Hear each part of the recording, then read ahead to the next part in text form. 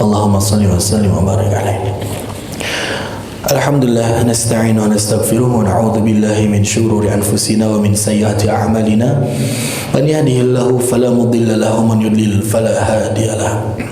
Asyhadu an la ilaha illallah wahdahu la syarika lah wa asyhadu anna Muhammadan 'abduhu wa rasuluhu alladzi la nabiyya ba'dah. Amma ba'd. Faqad qala Allah Ta'ala fil Qur'anil Karim wa huwa asdaqul qailin. A'udzu billahi minasy syaithanir rajim. Qul afa ghairallahi ta'muruni a'bud ayyuhal jahilu. Al-ayah.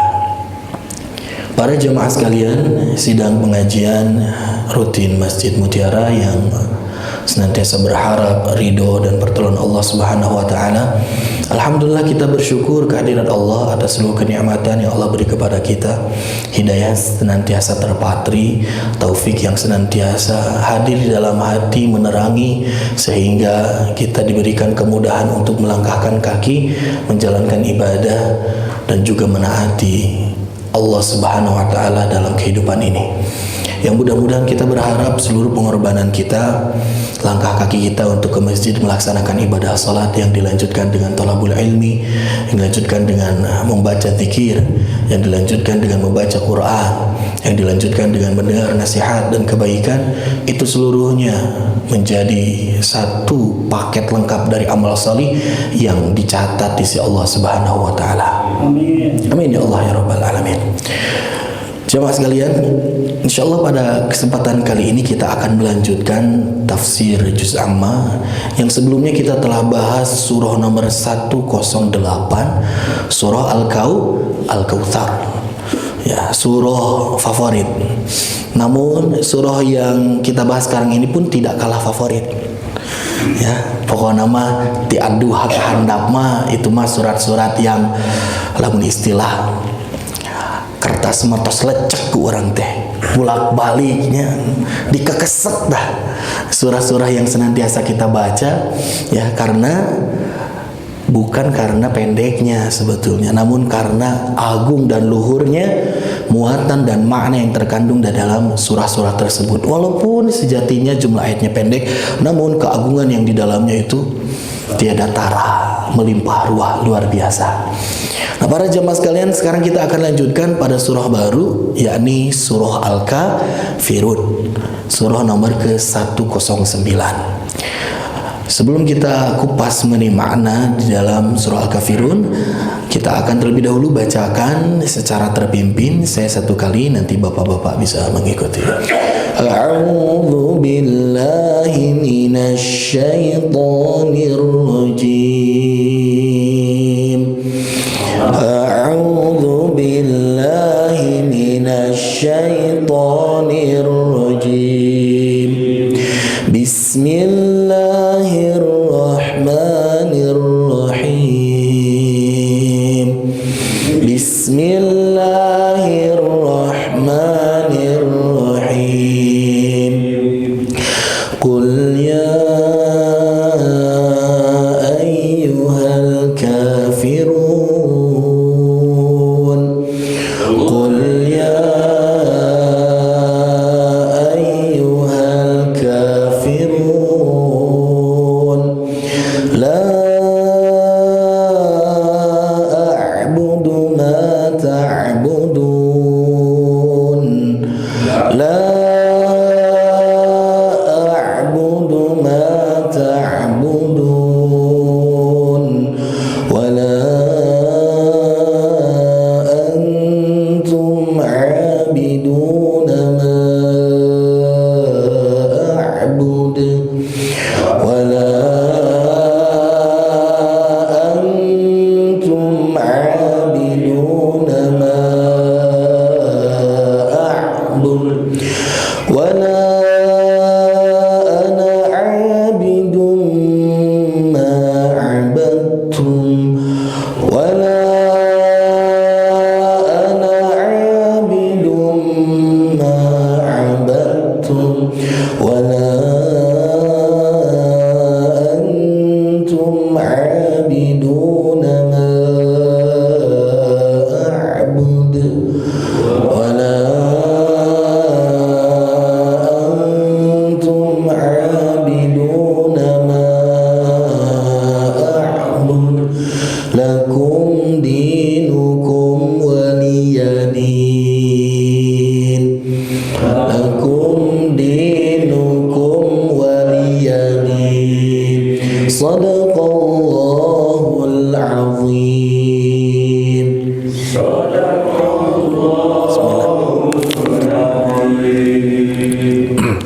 Sami'na wa ata'na ghufranaka rabbana wa ilaikal masir. Allahumma arhamna bil Qur'an. Bapak-bapak sekalian, tadi telah kita bacakan bersama surah Al-Kafirun lengkap dari pertama sampai dengan ayat terakhir. Jumlah ayat yang terkandung di dalamnya ada 6 butir, Pak. Bahkan ada 2 ayat yang mirip dan sama diulang 2 kali di dalam ayat tersebut. Matakna ya, maka dari itu harus berhati-hati dalam membaca surah Al-Kafirun. Walaupun ini surah yang pendek, kadang-kadang sok matil kanu jadi imam mah kunaon. Lamun teu fokus sakedik we nya moal beres-beres baca Al-Kafirun teh muter deh. Dan itu ternyata bukan hanya kejadian momen tersebut itu pada saat-saat sekarang, namun ini pun pernah terjadi pada awal datang Islam. Ketika surah ini dibaca di dalam sholat seorang sahabat, ternyata kajan tenan ya tadi Pak. Bingung dia, bolak-balik, la a'budu ma ta'budun wala antum abiduna ma a'bud wala ana abidum ma abatum wala antum abiduna ma a'bud wala ana abidum ma abatum wala antum. Ngahuleng akhirnya teh. Nanging, namun sahabat ini ternyata ketika melaksanakan sholat dia masih terpengaruh karena alkohol yang telah dikonsumsinya. Nah, betiasa gitu nyada kapung kurma. Syariat Islam itu datang memberikan pengharaman terhadap khamar, terhadap alkohol, terhadap minuman keras. Itu tidak sekaligus, itu langsung haram gitu. Karena pada zaman tersebut, pada saat diturunkannya Al-Quran, pada mula datangnya Islam, mereka orang-orang jahiliyah, orang-orang kafir, termasuk orang-orang yang sudah masuk Islam, menjadikan khamr itu juz'an min hayatihi, menjadikan khamr itu bagian dari hidupnya. Lamun istilah urang mah ngabandrek, ngabajigur, ngopi, teh nate eta gitu. Iya, minuman yang seperti itu. Nah, maka dari itu ketika datang Islam, Allah Subhanahu wa taala bijaksana dan mengetahui kalau syariat ini langsung dibangun dan dibentuk 100% mengharamkan nih khamr nih pasti marah rental gitu. Hingga akhirnya ada tadarruj fi tadwini syariah. Ada step by step, ada tahapan-tahapan dalam membangun syariat khususnya terhadap khamr. Jadi pada saat itu ada seorang sahabat, dia melaksanakan sholat isya, pengaruh alkohol. Ada yang menyebutkan ketika sholat subuh masih ada nih pengaruh alkoholnya. Ketika dia sholat baca surah Al-Kafirun, ya terjadilah ya bacaan yang seperti itu. Hingga akhirnya Allah Subhanahu wa taala menurunkan ayat mengenai apa? Mengenai larangan melaksanakan sholat dalam keadaan mabok. Ya ayyuhalladzina amanu la taqrabus sholata wa antum sukaro, gitu kata Allah Subhanahu wa taala. Baru ketika ada kasus seperti itu Allah kasih tahu para sahabat, jangan dekat-dekati sholat sedang kalian dalam keadaan mabuk, kata Allah Subhanahu wa taala. Terus tidinya khamr jadi haram henteu Pak. Jadi orang-orang itu yang masih belum bisa melepaskan diri dari khamr, dia cari-cari waktu nu aman. Kira-kira lamun saya ngaleueut khamr pas sholat entos henteu deui rieuit, kapan waktunya? Mencari cara. Nah, sehingga banyak pada saat itu meninggalkan minum khamr ba'da maghrib, karena maghrib jeung isya mah komo eta mah caket pisan waktuna. Ya, kapan mereka melakukannya? Di waktu malam. Namun sedikit-sedikit Allah Subhanahu wa taala ngasih tahu khamr itu tidak ada manfaat yang besar, lebih banyak madorotnya, lebih banyak efek rusaknya dibandingkan manfaatnya. Kan manfaatnya menghangatkan tubuh, iya, tapi efek rusaknya lebih besar. Nah, ngasih tahu syariat dengan ayat berikutnya, sehingga pada akhirnya Allah Subhanahu wa taala menyebutkan innamal khamru wal maisir wal ansab wal azlamu rijsum min amali syaitan. Kata Allah Subhanahu wa taala, sungguh nih yang namanya khamar, yang namanya judi, yang namanya undi-undi, hal-hal yang gambling seperti itu adalah satu tindakan setan yang najis yang harus kita jauhi. Nah, maka dari itu barulah pada saat itu sudah terbentuk karakter dari para sahabat, imannya sudah kuat, dia pun sudah membiasakan diri menjauhi khamar, maka dia akan lebih mudah untuk meninggalkan khamar selama-lamanya. Pada saat ayat ini turun, Pak, di gang-gang yang ada di sekitaran pemukiman Mekah itu banyak ditumpahkan khamar-khamar yang menggenangi jalanan pada saat itu. Luar biasa. Nah, jadi aya kaitan sareng eta. Madakna henteu salah oge lamun misalkan ada orang yang khawatir ketika baca Qul ya ayyuhal kafirun teu beres-beres. Tapi barijeng teu mabok, naon alasana atuh? Ya, ya ditanyakan saja pada rumput yang bergoyang. Nah, jadi jamaah sekalian, surah Al-Kafirun, nama lain dari surah Al-Kafirun yang senantiasa kita sebut namanya itu ternyata dia punya beberapa nama.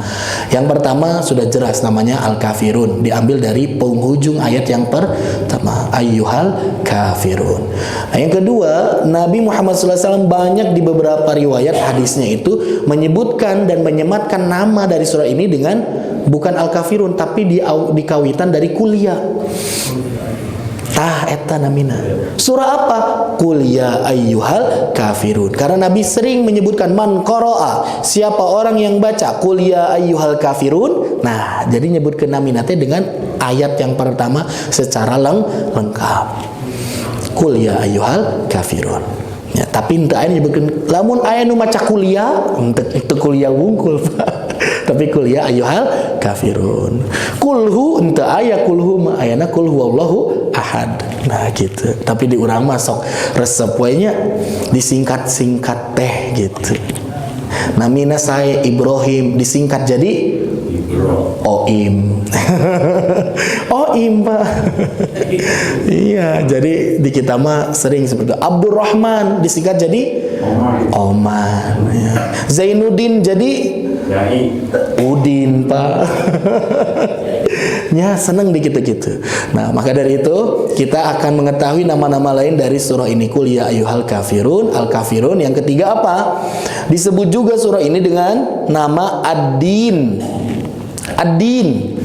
Emang ayat kata Ad-Din? Ayat penghujung dari surah ini. Lakum dinukum waliyadin. Ad-Din itu adalah salah satu nama yang artinya apa, Pak? Ad-Din, Pak? Agama. Lamun ad-din wungkulnya pami ditambihan dini berarti agamaku. Dinuka agamamu. Dinukum agama kalian. Mantakna kade-kade pami nyebutkeun jazakallah teh tingali heula. Siapa yang kita doakan? Kalau misalkan kita mendoakan kepada orang yang memberi kebaikan kepada kita itu satu orang laki-laki, maka jazakallah itu tepat. Kalau yang ngasih kebaikannya itu ibu-ibu, satu orang, maka jangan pakai jazakallah. Karena kata gantinya itu menunjukkan laki-laki. Makanya pada disamikeun jazakillah ka ibu-ibu mah. Cuman sering abdi mah, Pak, ngengingkeun WA komode kamari. Ustaz, mudah-mudahan ya enggal damang safakillah. Disangkana teh abdi teh istri gitu. Safakallah atau pami pameget. Ya. Lalu misalkan anu sakitnya teh tidak ada di hadapan kita. Kata ganti ketiga yaitu dia yang sedang sakit. Tidak ada di sini. Oh, jamaah itu sedang sakit. Jangan sebut syafakallah walaupun dia laki-laki, tapi ubah jadi syafahullah. Ya lawan hoyong diajar lebih dalam gitu banyak tarapti dan apik terhadap kata ganti ya seperti itu. Ya, dini berarti lamun aya nami jalmi ibu-ibu namina dini, hartosan naon? Agama kaula, agamaku. Ibu dini, agamaku namina. Ya. Leuwih parah mah lamun misalkan aya ibu-ibu namina ceuilah. Ilah teh naon, Pak? La ilaha illallah, tiada tuh. Eta teh si ece-ece teh jadi naon? jadi Tuhan, ceuilah.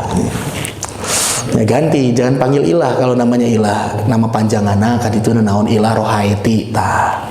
Nembe disebutkeun. Yang keempat selain ad-din, jamaah sekalian, ini pun surah ini diberi nama adalah namanya al-ibadah. Surah ibadah. Ya, yang kita sering dengar kata ibadah ini. Dari mana ini disebut ibadah itu? La a'budu ma ta'budun. A'budu itu akar katanya adalah ibadah. La a'budu, aku tidak beribadah, aku tidak akan melakukan ibadah.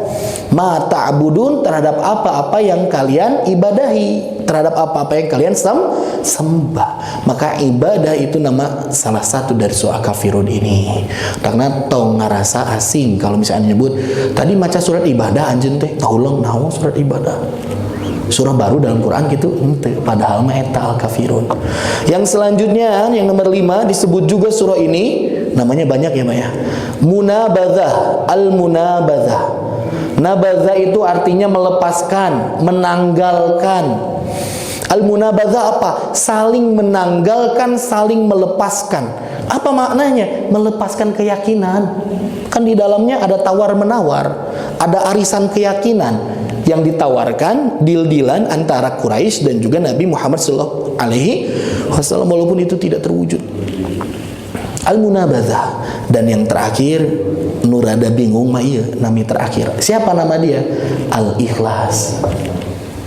Nah, Al-Ikhlas matukul huwallah muhun. Namun salah satu penyematan nama Al-Kafirun itu dengan ungkapan Al-Ikhlas. Mana naon kudu ngaikhlaskeun ibadah ka Allah wungkul. Hanya ibadah itu kepada Allah. Makanya la a'budu mata budun lakum dinukum waliyadin gitu. Jadi kudu ikhlas. Ibadah mah mung ka Allah henteu kanu liana. Itulah diantara nama-nama dari surah Al-Kafirun. Jadi nu pertama naon Pak? Terus gampang heula Al-Kafirun. Terus kuliah ayyuhal kafirun. Terus ad-din. Terus al-ibadah. Yang kelima al-munabadzah. Dan yang terakhir al-ikhlas. Gitu. Ya, itu nama-nama lain dari surah Al-Kafirun. Al-Kafirun kapan diturunkannya Pak? Pada saat Nabi masih di Mekah atau udah hijrah ke Madinah? Nah, di dia mah ngobrolkan tentang ahlu Makkah ataupun Bani Quraisy. Berarti urusannya masih dalam teritori Mekah. Nah, jadi kacaritakeun. Ada diceritakan penggawa dan pemuka dari kalangan Quraisy itu datang kepada Nabi Muhammad sallallahu alaihi wasallam ketika Nabi sedang gencar-gencarnya untuk menyiarkan dakwah Islam. Pada saat itu tidak bisa terbendung dengan cara apapun, hingga akhirnya didatangi itu Nabi Muhammad sallallahu alaihi wasallam oleh 4 orang yang paling tersohor, yang paling mulia di antara orang-orang yang ada di Arab Mekah. Siapa mereka? Yang pertama Pak, bapaknya Khalid bin Walid. Saha namina? Khalid bin Walid. Khalid anaknya bapak Walid. Berarti lawan bapakna Khalid saha? Walid. Nah, jadi yang pertama datang itu Walid bin Mughirah. Walid bin Mughirah datang kepada Nabi ditemani oleh siapa? Ditemani oleh bekasnya tuannya Bilal bin Rabah, Umayyah bin Khalaf. Umayyah bin Khalaf yang menyiksa Bilal itu di padang pasir, sedang terik panas matahari, ini sedang membara nih pasir itu, ditindih dengan batu, luar biasa penyiksaannya. Umayyah bin Khalaf datang kepada Nabi Muhammad SAW. Yang ketiga siapa lagi? Yang ketiga ini adalah orang yang kemarin ceritanya kita ungkap dalam surah Al-Kautsar. Orang yang senantiasa nyebut ke Nabi, inna katu betir ya Muhammad, engkau itu abtar. Tanu nyebut-nyebutkan gitu. Saha eta? Wa'il bin As ataupun As bin Wa'il. As bin Wa'il datang tuh kepada Nabi Muhammad. Ini orang-orang top semua Pak. Dan yang terakhir Al-Aswad datang kepada Nabi melakukan negosiasi. Kata mereka datang kepada Nabi Muhammad SAW, wah ya Muhammad, wahai Muhammad, aku akan jadikan engkau, kami akan jadikan engkau sebagai siapa? Fayakunu agna rajuli bi Makkah. Engkau adalah jadi orang satu-satunya yang paling kaya nanti di Mekah. Kami beri itu.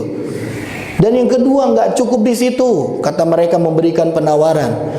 Kalau misalkan aroda, ketika engkau memiliki minan nisa, keinginan untuk memiliki seorang perempuan, seorang wanita yang kamu suka, yang kamu senangi, yang paling cantik di antara wanita yang ada di Arab ataupun badai di luar negeri, itu siap kami datangkan. Mau wanita yang secantik apa? Resepna kanu kumaha?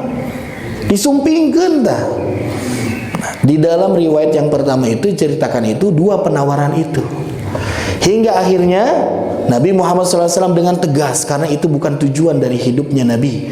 Nabi mengungkapkan bahwasanya, lah, enggak, aku tidak ingin hemat seperti itu.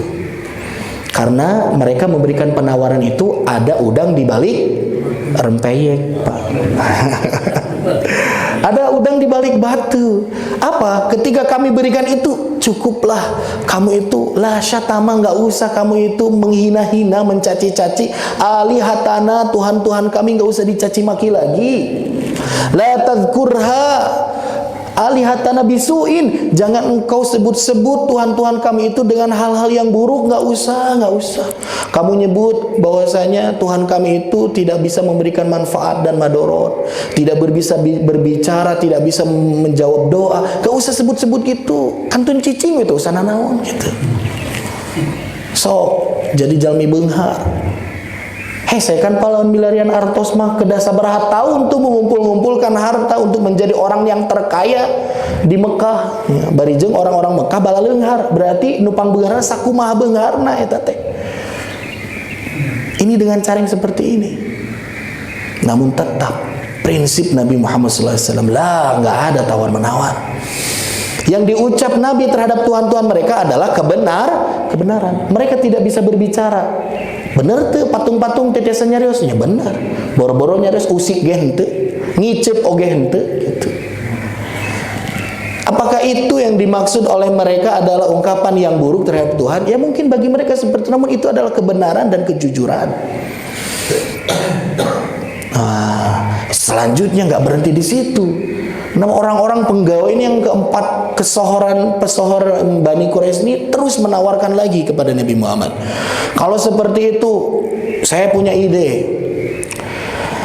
Aku punya ide, fima, sesuatu yang mungkin saja lana bagi kami dan lakum bagi engkau wahai Muhammad, fiha salahun, di dalamnya terdapat kebaikan. Ya, ayo nama penawarana, negosiasina, win-win solution lah, gitu. Bahasa orang mah gitu.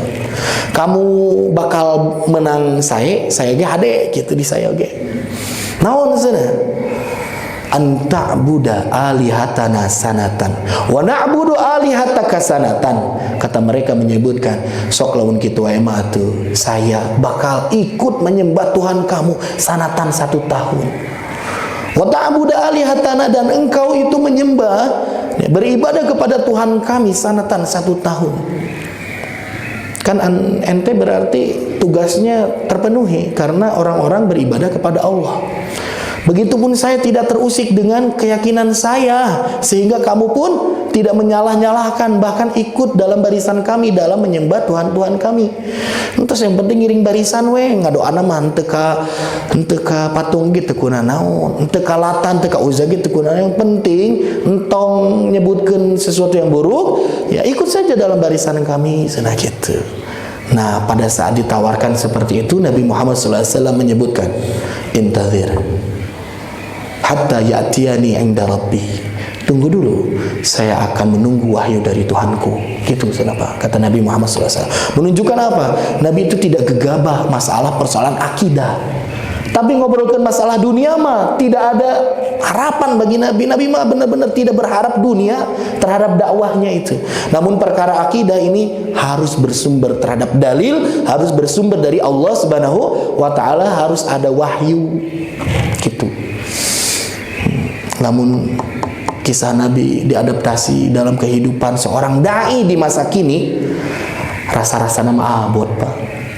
Ketika ada seorang dai yang sudah mencuat namanya, lantang menyebutkan hal-hal kemaksiatan yang mungkin menyentuh dan juga menyelisihi, menyentil kepentingan orang-orang penting, sehingga akhirnya didatangi, disebutkan, nah mobil teh butut, ya mobil saya tuh Mercy. Ya atau cobian nih Alphard nih. Pas cobian raosan tuh raos, nah entos kangge bapak we gitu. Cuman tos lah ayeuna mah tong terlalu ieu teuing lamun ceramah teh kedah di kameraan. Gak usah disebarluaskan, konsumsi untuk pribadi aja cenah gitu. Kan kamu tetap berdakwah, tapi tong tarik teuing sakitu kahoyongna Pak. Tas gaduh istri tak acan, lamun usrannya masih muda gitu ya. Iya saya teh saya iya. Gitu Pak. Oh ya Pak, banyak orang-orang yang goyah. Nah, para dai, para mubalik, para kiai ketika sudah diberikan dunia, sudah diberi jabatan, sudah ada kenikmatan di genggamannya, dia langsung cadel. Ya banyak cadel. Jangankan masalah-masalah yang berat seperti itu Pak ya, untuk menasihati saja kepada orang yang senantiasa berjasa gitunya. Ada kesalahan orang yang selalu melakukan kebaikan pada dirinya, dia itu jadi sungkan memberi nasihat itu karena apa? Dia hanya baik teuing ka saya gitu. Dicekok. Kajan tenan gitu. Padahal Nabi matos masihan contoh tah. Jalmi pangbeunghar-beungharna jadi top, tapi tidak diterima oleh Nabi Muhammad SAW. Ya. Coba, aduh, orang mah kadang-kadang ku 100.000 ge, mohon mangga siap. Ya. Kadang-kadang kita mah dengan hanya beberapa lah hal-hal kecil saja, sudah dengan tega bahkan sukarela menanggalkan akidah. Bahkan teu dibayar ge, urang mah malah hayang ngiring abus gitu tah. Kanu perkara-perkara ibadah jalma anu di luar Islam. Padahal teu dibayar, tapi ku kahoyongan sorangan gitu tah. Nauzubillahi min dzalik. Jadi jamaah sekalian, itulah awal mula satu kisah yang digadang-gadang sebagai sebab turunnya surah Al-Kafirun. Nah, besok harinya setelah ditawarkan kamu 1 tahun ibadah sama Tuhan kami pun akan 1 tahun ibadah sama Tuhan kamu. Nah, orang-orang pluralis lah zaman sekarang gitu ya, orang-orang liberalis zaman sekarang itu menyebut ini tuh sebetulnya mah satu penawaran yang membuat kemaslahatan, bahasa mungkin gitu. Allah tuh, Tuhan itu tidak menginginkan kita bermusuh-musuhan, tidak ingin ada kekerasan, bahasa mereka gitu. Maka dari itu ya udah kita ikut aja gabung gitu. Kamu benar, saya benar, gitu bahasa nate. Tapi tidak, ternyata Allah Subhanahu wa taala menurunkan kepada Nabi dengan ungkapan Qul ya ayyuhal kafirun. Katakan wahai Muhammad, ya ayyuhal kafirun, wahai orang-orang kafir. La a'budu ma ta'budun. Nah, ini prinsipnya jemaah sekalian. Aku tidak akan pernah beribadah terhadap apa yang kalian ibadahi, terhadap apa yang kalian sembah. Ini diungkapkan kepada orang-orang kafir Quraisy itu, sehingga mereka mati kutu, tidak bisa mengungkap apapun, mencari jalan lain untuk bisa memadamkan syiar dakwah Islam. Salah satunya ketika langsung face to face dengan Nabi tidak berhasil, langsung caranya mendekati siapa? Orang yang paling dekat dengan Nabi, dekengnya Nabi Muhammad SAW, yaitu pamannya Abu Thalib. Akhirnya lewat pendekatan Abu Thalib, lobi-lobi gitunya, mereka berikhtiar ya, berikhtiar tapi jalan usaha nu goreng gitu. Ikhtiar kumaha carana sangkan Islam teh henteu nyebar gitu ke Abu Thalib. Nah, ini kisah yang pertama jamaah sekalian. Namun beberapa ulama kita, ulama hadis itu memberikan kritik terhadap kisah ini yang ternyata validitasnya secara kekuatan dari riwayat itu tidak begitu kuat. Namun setidaknya kita tahu bahwasanya inilah gambaran bagaimana Nabi Muhammad SAW memberikan ketegasan ya mengenai persoalan akidah yang dianutnya. Setelah itu Allah Subhanahu wa taala menggambarkan jamaah sekalian. Ada satu ayat di surah Az-Zumar ayat ke-64, gambaran kepada orang-orang kafir itu oleh Allah Subhanahu wa taala diungkap sebagai seorang yang jahil. Bukan hanya mereka kafir, tapi mereka jahil. Karena apa? Karena mereka menawar-nawari untuk menukar dan saling ya menanggalkan akidah sehingga melakukan arisan keyakinan. Qul di dalam surah Az-Zumar ayat 64, katakanlah wahai Muhammad, afa ghairullahi ta'muruni a'bud? Apakah mereka itu meminta dan memerintah kepadamu untuk beribadah terhadap Tuhan selain Allah? Mereka minta kamu buat ibadah selain Allah, kata Allah begitu. Ayyuhal jahilun, bahkan diungkap di dalam penghujung ayatnya dengan ungkapan wahai orang-orang bodoh. Nah, jadi ungkapan jahil itu di sini bukan hanya diberikan kepada orang yang mungkin tidak punya ilmu, Bisa jadi orang yang berilmu tapi salah paham terhadap ilmunya. Mereka orang-orang kafir itu punya ilmu, Pak. Mereka orang-orang Quraisy itu punya ilmu. Ilmu perdagangan mereka punya. Ilmu bagaimana merencanakan dan juga membuat planning mengenai strategi peperangan dia punya. Jitu bagus, itu kuat mereka itu dengan ilmu yang mereka punya. Ilmu mengenai ketuhanan pun mereka ada, tapi sayang ilmu ketuhanannya itu salah ketika difahami dalam diri mereka. Nukawitna dari zaman Nabi Ibrahim turun ke zaman Nabi Ismail, itu Mekah disinari dengan ibadah tauhid. Ya Pak ya, pertama kali dibangun Ka'bah itu oleh siapa? Nabi Ibrahim, Nabi Ismail. Namun pada saat Nabi Muhammad diutus, Ka'bah tidak lagi tempat sebagai satu-satunya tempat untuk mensucikan Allah.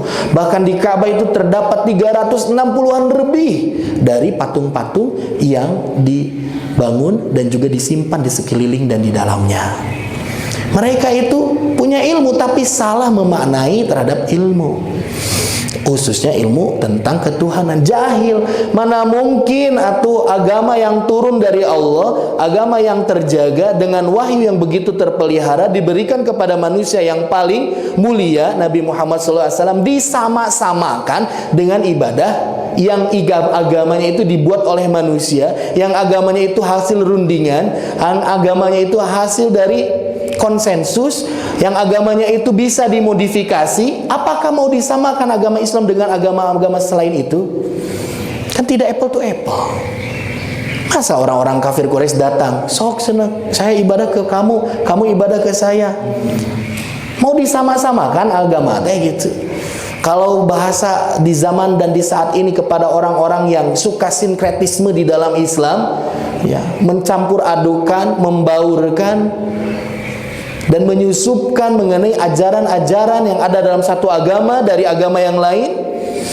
Apakah mau disama-samakan padahal agama ini adalah agama yang mulia, agama yang terpelihara, yang juga wahyunya itu dijaga sampai hari kiamat. Inna nahnu nazzalna dzikra wa nahnu lahu lahafizun.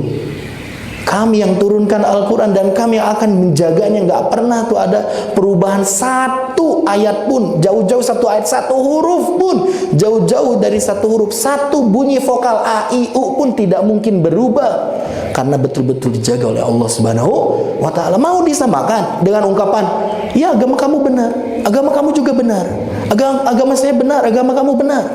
Apakah bisa disamakan dengan ungkapan seperti itu?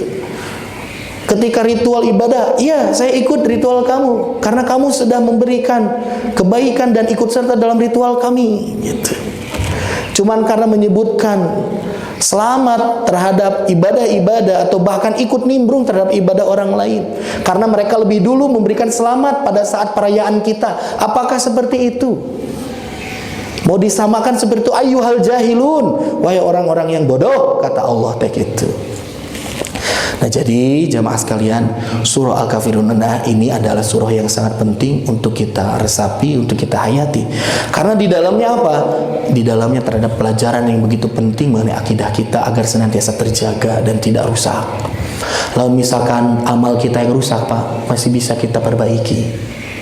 Dengan cara apa? Tutup dengan amal yang baik. Kalau misalkan ada amal-amal kita yang rusak, amal-amal kita yang runtuh, amal-amal yang kita hancur, kita bisa bangun kembali dengan ungkapan istighfar, meminta taubat kepada Allah Subhanahu wa Ta'ala. Namun apalah daya ketika akidah ini rusak dan terbawa sampai mati. Berkumaha. Sedangkan akidah ini adalah wadah dari seluruh amal-amal yang telah kita kumpulkan. Wadah nawege rusak, kumaha eusina atuh. Pabalata. Sebagaimana orang yang mancing, dia dapat banyak nih ikan tangkapan pancingannya, dia masukkan ke satu wadah, ke keranda. Keranjang. Ke dalam itu ya. Naon sebutan teh Pak, nu sok disimpen dina balong, jaring nu gitu. Ternyata jari yang dia punya tuh koyak dan rusak. Nalika diangkat, Pak, ya usian moal eta teh. Tidak akan sempurna pahala kita kalau akidah kita rusak, jemaah sekalian. Nah, maka dari itu penting untuk mengkanter apa nih isi dari surah Al-Kafirun ini. Yang pertama, untuk mengkanter terhadap propaganda orang-orang yang menyamaratakan agama. Nggak bisa disamaratakan agama. Kamu ketika dirayakan agama kamu, saya ikut. Ketika saya merayakan, kamu juga ikut. Tidak seperti itu. Inilah gambaran terbaik dari toleransi yang ditawarkan oleh agama, oleh Tuhan yang menciptakan kita, oleh Nabi yang telah memberikan contoh dan teladan, suri teladan kepada kita. Nabi Muhammad SAW ketika menyebutkan dengan tegas kepada orang-orang kafir, nggak ada negosiasi dalam masalah akidah. Apakah dia dicap sebagai seorang intoleran? Tidak. Ini masalah-masalah akidah, ya. Bukan urusan-urusan yang mudah untuk disepelekan, ya. Maka dari itu harus kita pahami, karena kebanyakan orang-orang itu menyebutkan kalau misalkan kita tidak menyebutkan selamat kepada ibadahnya orang lain, kepada perayaannya, atau kita hadir dalam upacara ibadah ritual mereka, disebut intoleran. Nah gitu. Jangan takut dengan sematan-sematan yang diberikan oleh makhluk, karena kita hanya berharap kebaikan dan kehidupan dari Sang Khalik, dari Allah Subhanahu wa Ta'ala. Dan juga ini pun menjadi satu kanter, satu pelajaran penting, sehingga kita itu tidak akan terombang-ambing untuk melakukan pencampur adukan di dalam agama. Nah, selanjutnya jamaah sekalian, yang harus kita pahami di sini, tegas bukan berarti beringas. Tak gitu. Tegas bukan berarti beringas. Ketika kita katakan tidak ada, bahasa orang barat mah no way, bukan dibalik why not. Kebanyakan orang mah kan ketika diiming-imingi oh nyonya why not lah, kenapa enggak gitu. Harusnya no way, nggak ada jalan, nggak bisa, sudah final masalah akidah itu, ya. Nah, maka dari itu jamaah sekalian, Nabi Muhammad SAW itu menjadi sosok yang paling jitu untuk kita ikuti jalan hidupnya.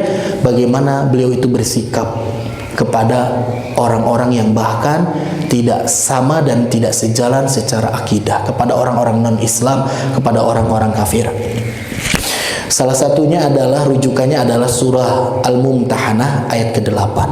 Allah Subhanahu wa Ta'ala dengan gamblang mendeskripsikan, a'udzubillahi minasyaitonirrajim, la yanhakumullahu 'anil ladzina lam yuqatilukum fid din wa lam yukhrijukum min diyarikum an tubarruhum wa tuqsitu ilaihim innallaha yuhibbul muqsitin. Kata Allah Subhanahu wa Ta'ala, enggak ada larangan-larangan ataupun tindakan-tindakan yang menghalangi kamu untuk melakukan kebaikan dan keadilan.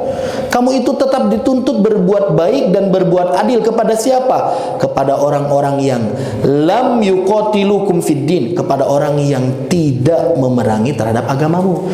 Jadi orang-orang kafir yang tidak punya urusan, tidak punya kepentingan untuk memerangi kita, ya, dan juga tidak memiliki hasad terhadap agama kita, itu mereka masih berhak atau bahkan tetap dituntut untuk mendapatkan kebaikan dan keadilan dari kita.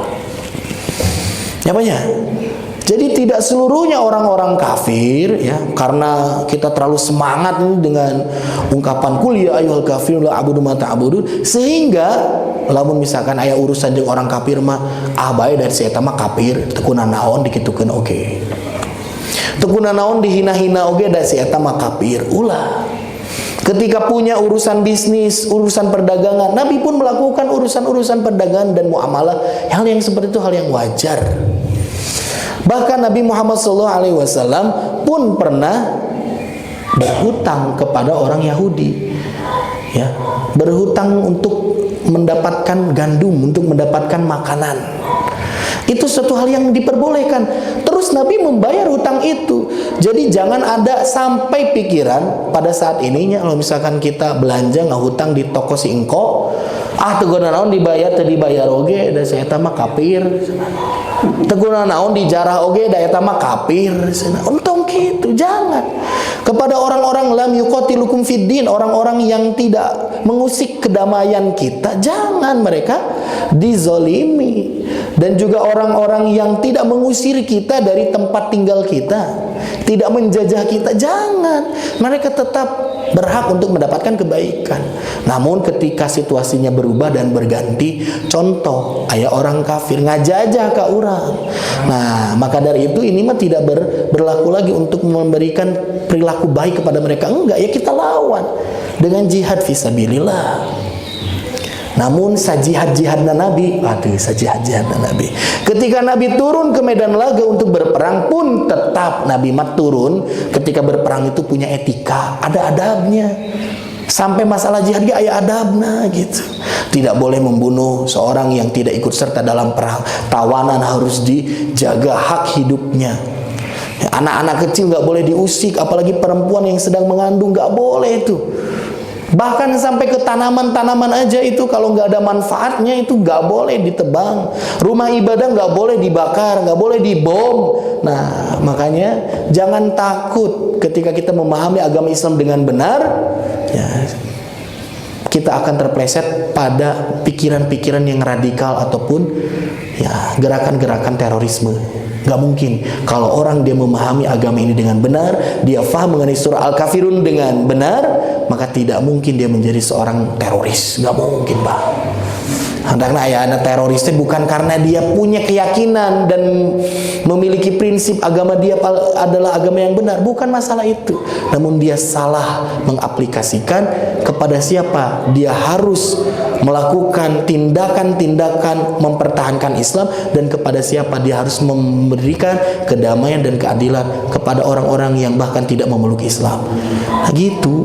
Jadi jangan takut disebut radikal, jangan takut disebut teroris. Da urang mantik kikituan. Ini masalah akidah. Saya merasa yakin dengan agama saya adalah agama yang benar, dan tidak ada agama yang benar melainkan agama yang saya pegang. Itulah keyakinan seorang muslim diajarkan dalam surah Al-Kafirun. Gitu. Kalau ada orang lain mengklaim mengenai agamanya adalah agama yang benar, silahkan, nggak jadi urusan. Cuman tetap saya menganggap agama saya benar. Berarti agama di luar saya itu adalah agama yang salah. Sakitu. Jangan sakitu unggul. Urusan-urusan tentang ibadah, ritual itu sorry kita nggak bisa ikut. Tapi kalau urusan kemasyarakatan, urusan mengenai adab rumah, adab rukun warga dalam RW, ya dalam lingkup ruang rumah tetangga, itu harus kita tetap jaga. Lakum dinukum waliyadin, di sini memberikan arti toleransi yang sejati. Gitu Pak. Nanti kita akan lanjutkan dengan pembahasan mengenai faidah dan manfaat ketika seseorang dia gemar untuk membaca surah Al-Kafirun, karena ada khasiatnya Pak. Surah Al-Kafirun itu bukan sembarang surah yang biasa. Di dalamnya Nabi Muhammad SAW memberikan khasiat, memberikan fadilah, memberikan keutamaan dan janji-janji bagi orang yang dia gemar membaca surah Al-Kafirun. Salah satu nanaon nalika sate acan kita sholat subuh nembenya banyak, itu salah satu surah yang disunahkan untuk dibaca adalah surah apa yang dalam 2 rakaat? Al-Kafirun dan Al-Ikhlas. Ya banyak. Jadi samemeh sholat subuh atau qobliyah subuh, sholat sunnah itu Nabi memberikan isyarat untuk baca Al-Ikhlas dan Al-Kafirun. Al-Kafirun ayat pertama, rakaat kedua Al-Ikhlas. Begitupun dalam sunnah sholat setelah tawaf. Ya kan, setelah tawaf Pak, di belakang makom Ibrahim tuh kita ke belakang melipir sambil menghadap ke Ka'bah. Setelah beres 7 kali putaran tawaf, sholat 2 rakaat, sholat nanaon nya di dalamnya dibaca Al-Kafirun dan yang kedua dibaca Al-Ikhlas. Luar biasa Pak. Nanti kita akan gali dan kita akan kupas mengenai makna-makna tafsir surah Al-Kafirun. Insyaallah. Penginten sakitu cekap nu tiasa didugikeun. Mohon maaf atas segala kesalahan kekurangan. Mudah-mudahan ada manfaat dan gunanya, khususnya untuk diri saya pribadi, umumnya untuk bapak-bapak sekalian. Amin ya Allah ya Rabbal alamin. Kita tutup dengan bacaan hamdalah dan doa kifaratul majlis bersama-sama. Alhamdulillahirabbil alamin. Subhanakallah bihamdika asyhadu an la ilaha illa anta astaghfiruka wa atubu ilaik.